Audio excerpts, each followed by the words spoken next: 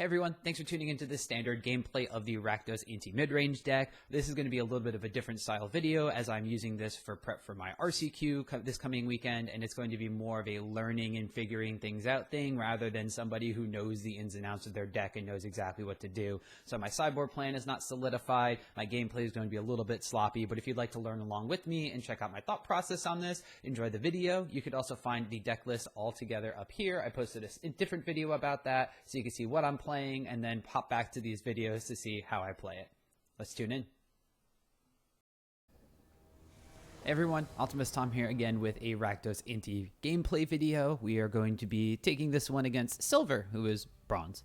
But we won the die roll, so let's go on the play. And we have 2 drops, we have 2 lands, we have some things we can curve into. This is a keeper-rooney, especially on the blind. An opponent mulligan to 6. So that bodes well for us. With double removal spell, if they're a creature-based deck, that's great. We have Inti that we're probably going to play on turn 2 just to start our tempo train going. So let's go. We can always pitch a removal spell if we see something. Oh, Golgari. Okay. So we have redundant Inti, which may be useful here because of the Golgari. This could just be cut down, which it looks like it is. Nice. And so redundant Inti is really good here because if we don't draw a land, we can play Inti and then... Oh, Deep Cavern Bat is also solid. I'm going to do that, force the removal spell if they have it. Otherwise, I can take like a Glissa or something that's very powerful, Archfiend, a Shieldred, any number of the threats that are going to hurt us. Okay, so yeah, it forces the removal spell. And we do see Glissa, we see the land, and we see Liliana, and we see Virtue. So Virtue is painful for us because all of the things that they kill, they're going to be able to take from us. They can't play Liliana, but they can play Glissa. And so now we're priced into, well, not drawing a land is unfortunate, but now we definitely want to just kill this Glissa, stop their tempo engine, and if they play Liliana, that's fine by us. We can kill the Liliana with our Bitter Triumph. We can draw a land and play Preacher. This gives them. They could be looking for their 4th land as well, which they find. And then they just get to play the Dread Knight. That's a really solid turn for them. Okay, Blackcleave Cliffs. So we know they have Liliana, so they could minus the Liliana on us. I think if that is the case, what we want to do is probably just play Inti. They're most likely to Inti uptick Liliana if they don't have anything. They can just kill it with a Virtue of Persistence, which could be bad for us. They'll gain some extra life. We play Preacher, it's going to go Liliana downtick on us, which I kind of want to be able to keep my Preacher, but if we top deck a land and get the Geological Appraiser into something, that's probably our best bet. So let's just force the Liliana here. They also don't have to downtick Liliana. They can just chump with their Mosswood Dread Knight if they really want to. But it looks like they're going to do Liliana downtick on get rid of Preacher. So now we really want to be able to top deck a land so that we can play Geological Appraiser. Okay, well we didn't, but we drew like the next best thing, which is redundant Preacher. Because their Virtue doesn't kill it. Sure, they could have drawn a removal spell. Sure, they could have drawn something more scary to block with, but this kind of presents the threat that we wanted to try to stick. Don't overthink. This is probably just discarding Inti since it's going to be the most vulnerable card in our hand. Well, they discarded the Virtue, so that's neat.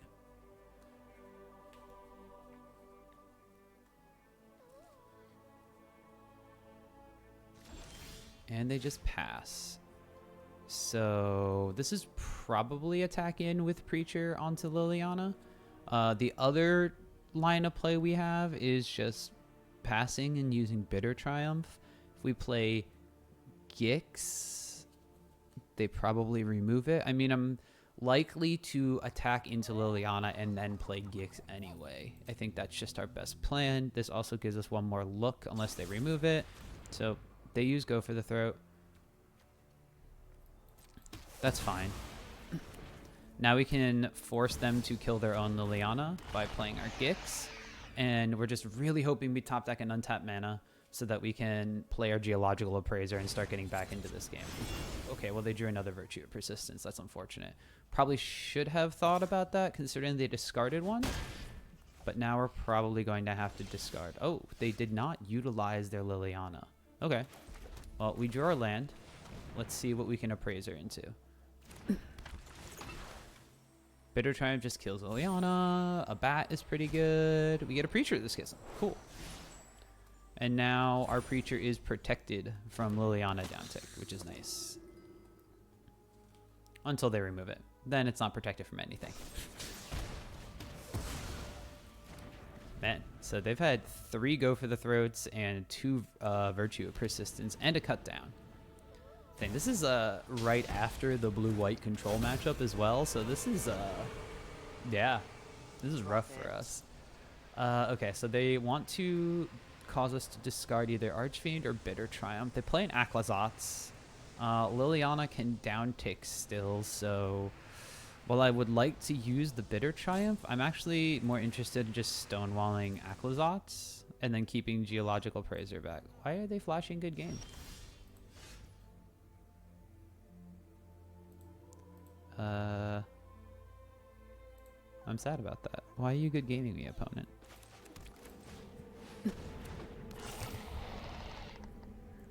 No attacks. I could potentially just lose to my own Archfiend here. They are 1 mana away from hard casting their Virtue, which will then get back any number of things. They could get a Gix, they could get a Preacher, they could get... What do they have in their graveyard? They don't have any creatures. They have Glissa. Glissa's annoying for us.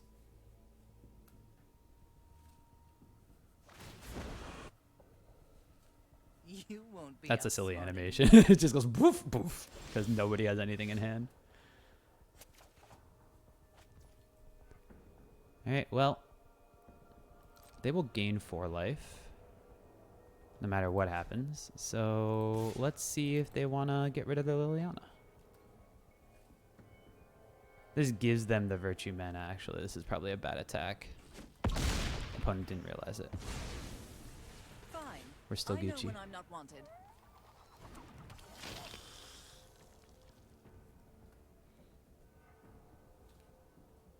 Because this enters... Yeah, enters tapped, and then they just play the Virtue. Alright, well, they're going to play the Virtue next turn anyway. So we need to figure out something pretty darn quick.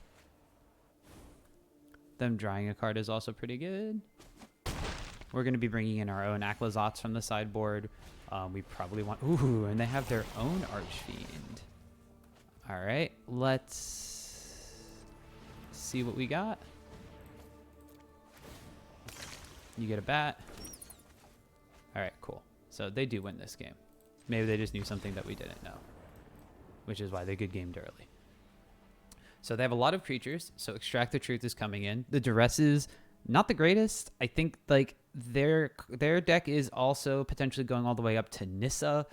They also have Liliana, so like the Duresses are fine, but there are some hands that will just look at their hand and not have anything that we can deal with. The Shieldred I actually don't think comes in because they do have Mosswood Dread Knight. They might have Aclazotz to draw cards, but I don't necessarily think it's the greatest. I do think the Cruelty of the Gix comes in this matchup, and I probably want to put the Lilianas in. So looking at what we have from our sideboard now, we need to now assess what their threats are going to be. They have Deep Cavern Bat, they have Mosswood Dread Knight, but then everything else in their deck is going to be avoiding cut down. So I'm actually interested in going down on these. This does leave us vulnerable to a bat, but I want to try this out to see if this is like the right way to approach it since they're going bigger than we are. Since they are going bigger and they do have some extra removal in their deck, I'm more interested in looking at cutting down on Intis and Blood Tithe Harvesters. I am on the play though, so I do think I want to be a little bit faster. And I'm also looking at the Geological Appraisers. Flipping into our 3-drops are great. Flipping into our 2-drops can be pretty good. And now that I'm saying that out loud, I think what I want to actually do is just cut down on some of these. The Tenacious Underdog could be very good in this matchup as it gets very grindy. The Gixes are really solid. The Archfiend of the Dross is our biggest thing, and they have Archfiends of their own. The last cut, I think, is just going to be... my gut is saying that I want to get rid of an Inti since it dies to all their removal, but so does Blood Tithe Harvester. On the play, I might want that to get rid of some things. I am actually just going to cut the Tenacious Underdog. I know I said it's pretty good in the grindy matchup, but if I'm on the play, I kind of want to do what they did, where I go like removal, get rid of everything as they play it. And Tenacious Underdog doesn't do that, but Blood Tithe Harvester does, and Inti can help me do that. A 1-land hand, however, is not where we want to be. This would be a perfect hand if any of these cards were an additional land. Like that. Like, this is a really solid hand. I think what I wind up putting back is my... these two are very interchangeable. I think I put back...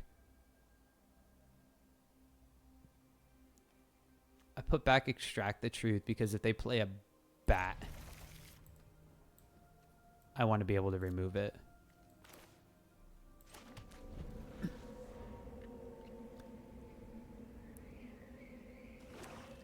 So we might be a little bit slow, but we can potentially just play Liliana or play Gix. Like, playing Gix here makes them use their entire next turn for removal, so let's do that. If they play a blocker, then we can play Liliana, and they're in a bad spot because we start drawing cards.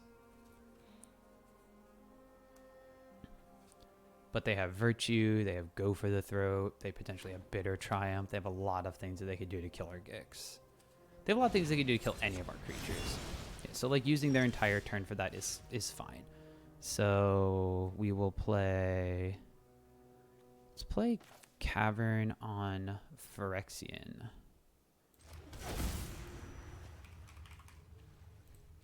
The Discover version, I had 3 Caverner Souls. So I was able to take out one, which was my 26th land. I was able to take one out in matchups where counterspells didn't matter. But now the Inti version is on 25 because it cut one of the Caverner Souls. So I don't have the same luxury of doing so. So the Caverner Souls in some of these matchups are a little bit awkward. Okay, so they had to cut down too, which is what I expected.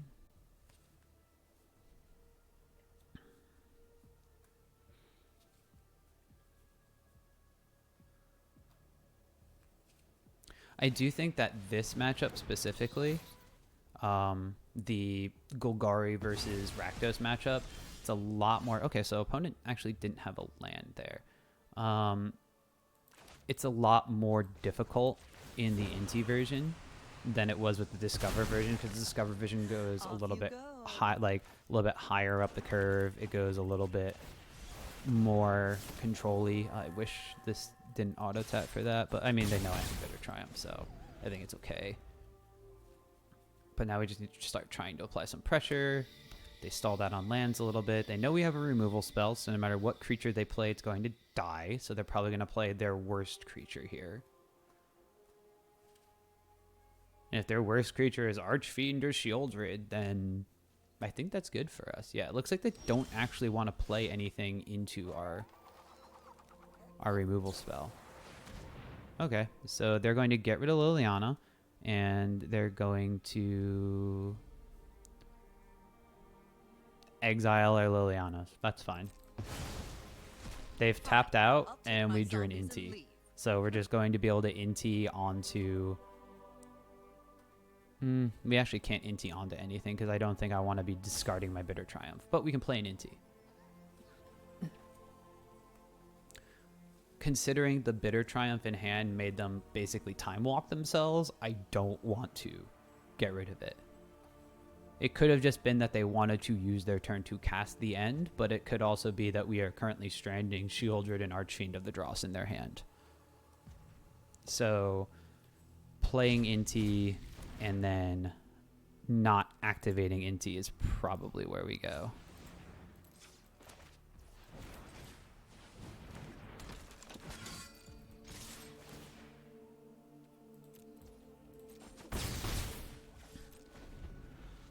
And then next turn we could potentially do something with Inti. There's a Preacher. That's probably their worst card, but we are still going to Bitter Triumph it.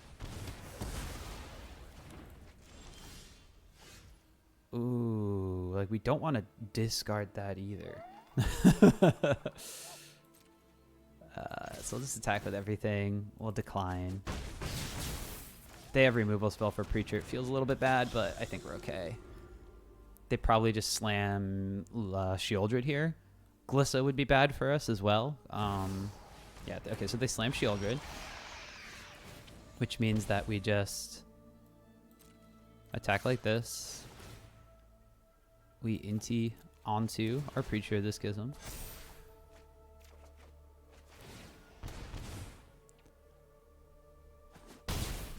We smash.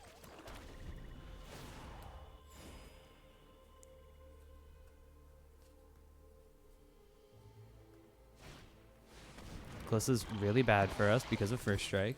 So ideally we find a removal spell. We have to chump block here because we don't want to go too low with the Shieldred clock on us. And we have a lot of removal spells that deal with this. Ooh, okay. So now we actually get 2 looks at a play, which I like. So we have to take 1. Because I want to keep this in hand to discard to Inti.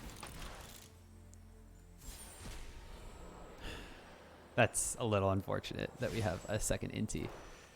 So now we'll play this. And we make a blocker. Unless I have a removal spell for our Preacher. But, so we get a blocker. We'll discard our redundant Inti.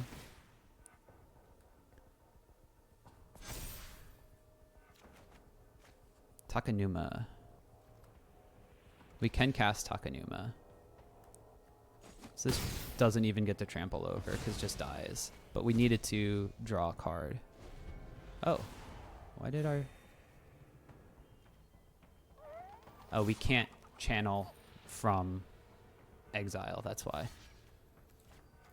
Let's gain a life.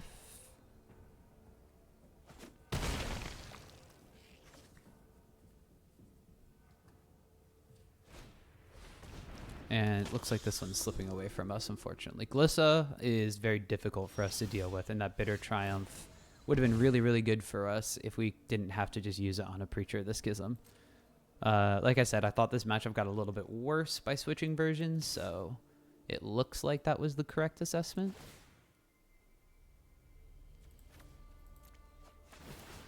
But let's see what we find here. Because now there's like 2 things we have to deal with. Then we find another land. Okay, so this is just GG. A little unfortunate. But we just need to find our removal spells at a better time. I think that because this version of the deck is on 3 Bitter Triumph, 1 Go for the Throat, but you also have 3 cut down. This is a more difficult matchup because the cut downs can't hit a lot of the creatures that they're playing outside of Deep Cavern Bat and Mosswood Dread Knight. So you're kind of just bringing yourself down to 4 removal spells instead of 7, which is difficult for these like creature-based matchups. Gix's command doesn't even really do a lot because their things are too big for Gix's command. Like maybe we bring that in as just a way to make our creatures bigger so that like they're a little more afraid, but Glissa still really hurts for that. So maybe we need to save some of our removal spells for Glissa. The other downside is that the Extract the Truths are very, very good, but we need them for virtues in addition to taking things out of their hand. And when we mulligan away and have to choose between removal spell and disruption, we chose the removal spell, which kept our opponent on their toes until they were able to draw out of it. So some of it might just be a little bit of bad draws. A little bit might be just that Golgari is great against more aggressive decks. And now that our deck is more aggressive, this matchup got a little bit worse. So unfortunate loss for us, but we're taking our learnings from this and trying to adjust accordingly before the RCQ. So if you like gameplay like this, make sure to tap that subscribe button and we'll see you next matchup.